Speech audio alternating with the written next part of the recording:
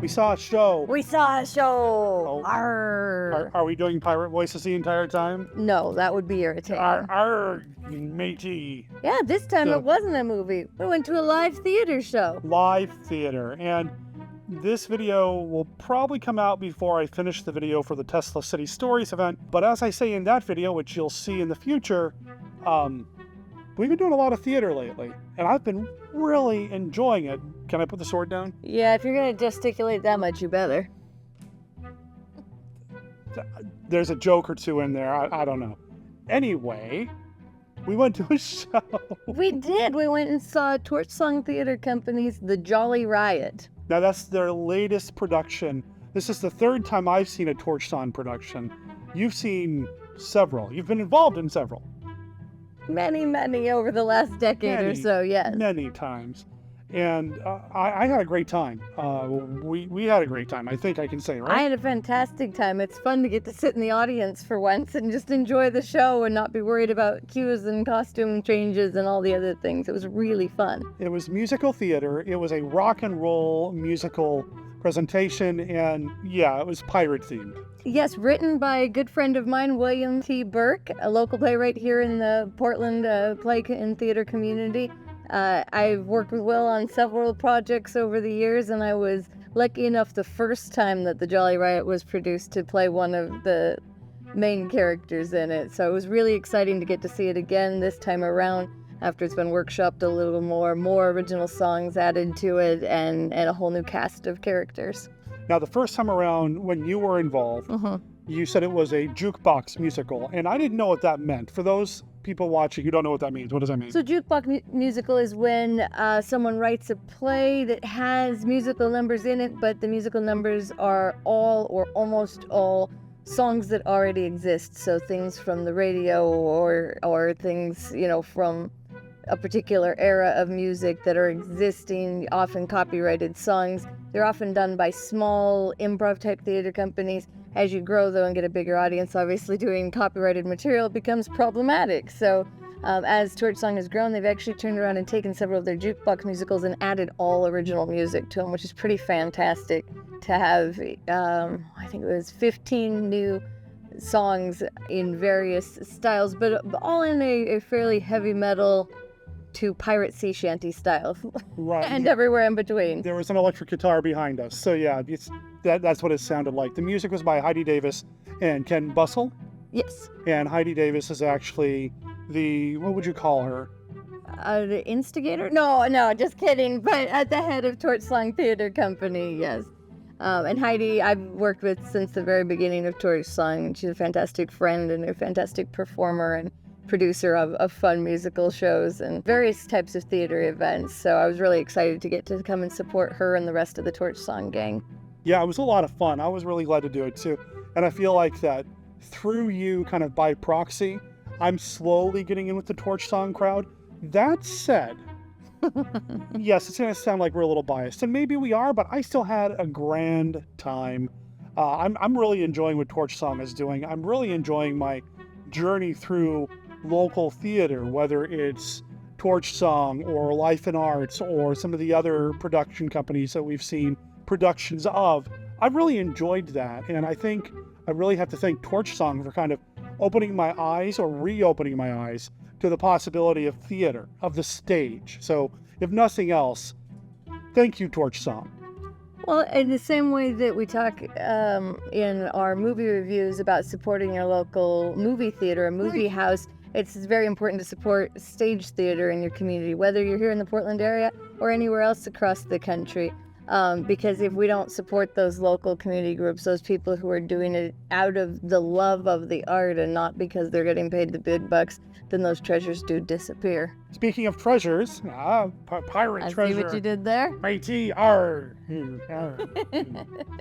Anyway, speaking of treasure, so can we talk just briefly about the story? It's Absolutely. There's a little bit of Moby Dick, there's a little bit of Treasure Island, a little bit of Pirates of the Caribbean, I think. But yeah, it was just kind of a mix of various pirate stories, but all kind of put into a blender and turned into a really fun rock and roll smoothie. Put that on the poster. So the story centers around Red Molly Robinson, a female pirate captain, which was not unheard of at the time, played by Maddie Gorley, who did a fantastic job in the role. It's a huge role to take on, and just nailed it all the way through. And her pirate crew, who are the usual ragtag band of all shapes and sizes and colors, everything, and ages, everything you could want. And they have a treasure map that they're trying to follow, but they need someone to read it. And so they call upon young Josephine Doyle, played by Aaliyah Lamb, who also just knocks it out of the park, to be just a teenager and be hitting some crazy high notes, some crazy long notes, and really carrying an entire cast of adults from scene to scene to scene. She's the main connecting character through all the different pieces of the show.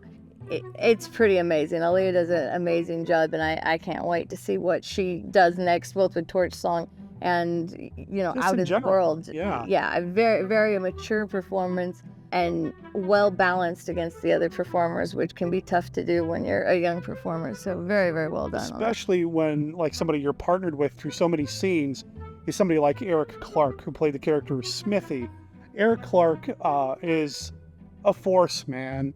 He was in the Guilds of Manzoa as Jeff Bezos and rapped on stage. So and made you love him. Yeah, it was fantastic.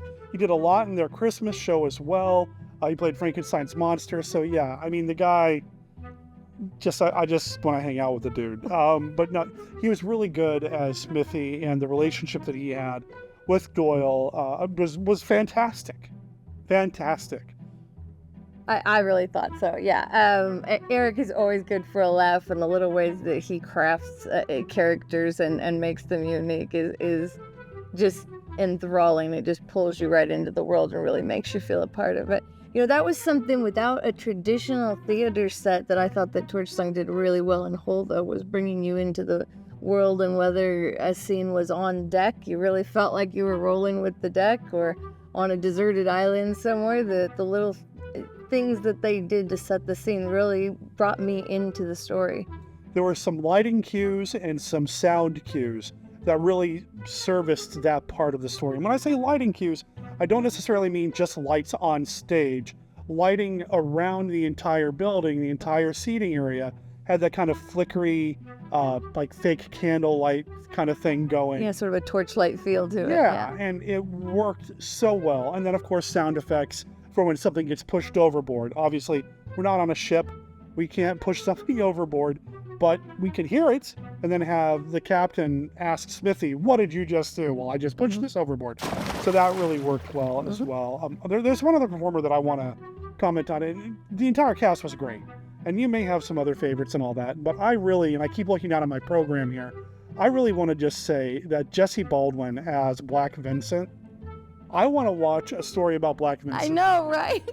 Jesse Baldwin was so good. I just was caught up in his performance. I think he has a charisma that transcends what I saw him in first, where he had pink hair in the Guilds of Manzoa. He just has a connection with the audience that I really, really enjoyed, and I can't wait to see him do other stuff, man. Does he do more than the Torch Song stuff, or does he? I want to see him do more.